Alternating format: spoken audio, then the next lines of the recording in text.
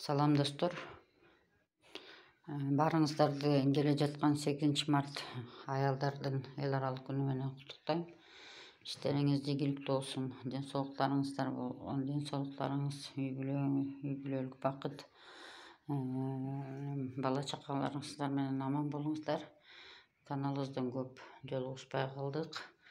Буюрса жакында жакшы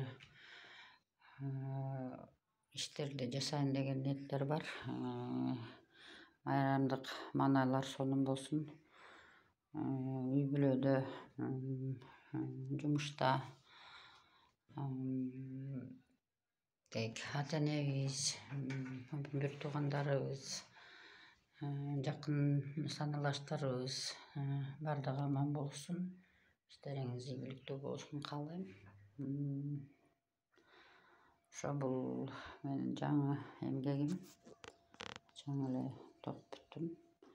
Түшө үлгүсүндөгү жоолук 8 март аялдарга бир эжекени кубанткым келип турат 8 март майрамына. Ошо маанайларыңыздар сонун болсун. Жаз келди, кыштан чыктык. Баарыңыздардын көңүлүңүздөрдө жаз болсун. Ден соолукта жолугушалы.